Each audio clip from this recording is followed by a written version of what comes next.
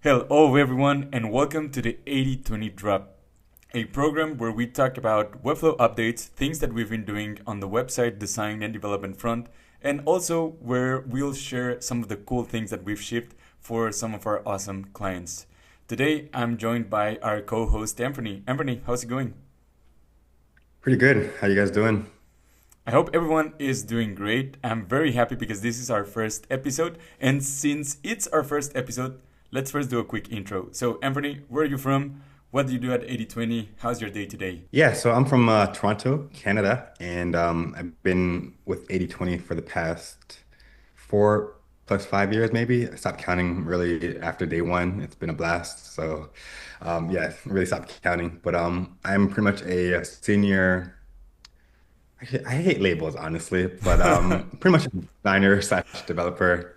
Um, yeah, and that's what I do on a day-to-day. Pretty much just work with clients, designing their website, building their website, and just making things happen. Awesome. My name is Emmanuel Casanova. You can call me M. I'm a team lead at 80/20, been here for almost 4 years now.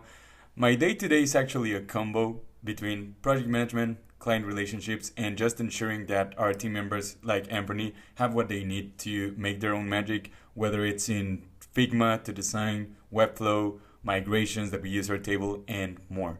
So in this episode, we're going to focus solely in Webflow updates. So, Anthony, I'm gonna start sharing my screen. This is gonna feel like a meeting, but no worries, guys. Believe me, this is gonna be cool. And the first update that I want to touch on is the new um, updates to the in product navigation. So, I know that you've been using Webflow a lot because you're working on a very cool project recently. So, what have you seen in terms of the new in product navigation? Yeah, so with this new update, it's a really, I think, cool feature that they introduced. And at first, I'm not gonna lie, it took quite of a minute to kind of get adjusted to the new layout, with everything being shifted to the right, especially the preview button.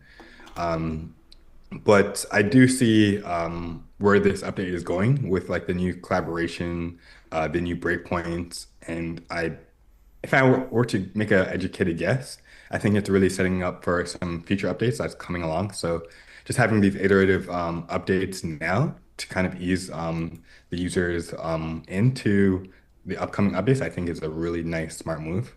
But overall, I think they're really just some really critical updates that's really needed for this point in time. Nothing too groundbreaking, but yeah, some really small updates that will pay, I think, dividends moving forward as they kind of build on top of upcoming features, I'm guessing. And what No about, rumors, no yeah, insides there, just a guess there. and what about this guy right here? We're happy about it, right? The undo and redo. Yes, the undo. Yeah, that was if I'm not mistaken, that was first there, then they removed it, and now they brought it back. So having that feature back, I think, is a nice touch, especially within. It was always there. You can always do it with commands and within the menu, but having it now on the interface is it's a nice welcome touch again because yeah, there's times when you just want to do some quick undos or redos without doing like the shortcuts or going into like the navigation to kind of find it there. So yeah, I'm happy they brought that back for sure. We're all happy for that. And now let's talk about something that excites me a lot, which is form level settings. So I want to touch on one particular update. So I know that some of our clients have Webflow native forms. So Anthony, what happened with form notifications? Yeah, so this was a big one. So generally in the past, all forms would have one email, and if you were to fill out a form on your site, it would go to that one email, which is which is okay. But now we have the flexibility to allocate different emails to specific forms on your website, which is really a welcome feature because that allows you to kind of really create specific forms and have specific people really manage and get those notifications for those specific forms. So anytime we have a feature that kind of brings in um, features from like from other applications into Webflow and it make it more native to Webflow, I think is a great touch. And this is one of those features that do that. We can now kind of get closer to other forms like I'm not gonna mention it, but we can now get closer to like other features that other firms do have. So yeah, this is a definitely well needed update for sure here. And just overall, just having these, as Alan would say, having these like small but mighty updates overall do make an impact when you do look at it from like a bird's eye view, like incrementally making these small updates. And then when you look back, it's like, wow, we've shipped I don't know, 100 features, which really make the product that much stronger. So, yeah, th this feature is definitely well needed, and I'm glad they did this. And you just touch on something that happens to me on a project basis, where we need to talk about integrations, we need to talk about third-party tools depending on the client's needs. And sometimes Mhm. the integrations are related to forms, sometimes they're related to other platforms that help us with QA, that help us with certain development requests, and so on. And I'm happy to share with you that there's one update, and the last that we're going to talk about today, that will actually help us steer away from other third-party tools for our QA process. So this third and last update is the faster feedback. I'm very excited about this one. Nothing, as you mentioned, everything. I'm not gonna mention other tools, but and I've enjoyed using these other tools to review websites during the internal QA phase and external QA phase. But there was a cool update and new feature for the comment possibilities within Webflow. So, what did Webflow bring to the table on this front, Anthony?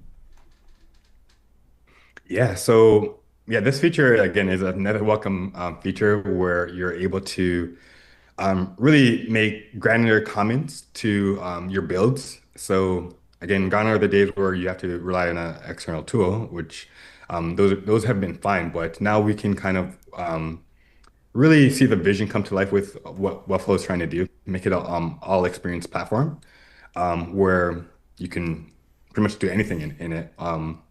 But with this specific feature, you are able to make comments directly on the canvas.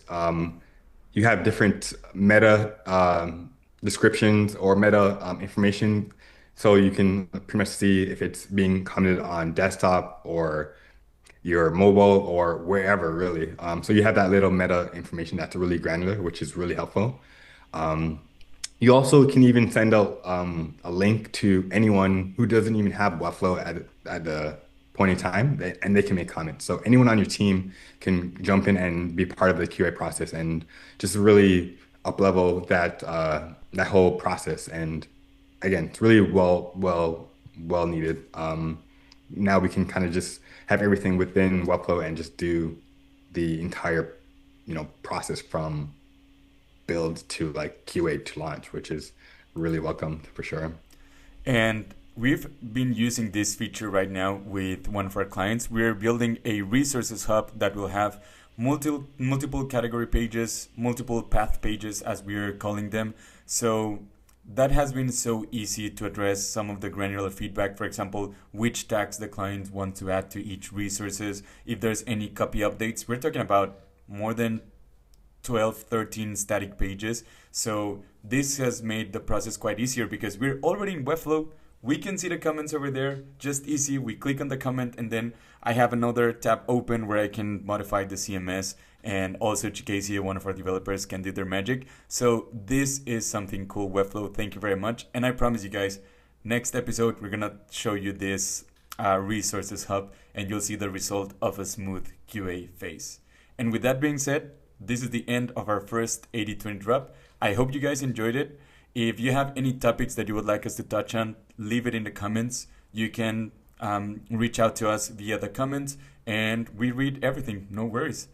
Thank you, Anthony, for your time today, and we'll see you all in the next one. Take care.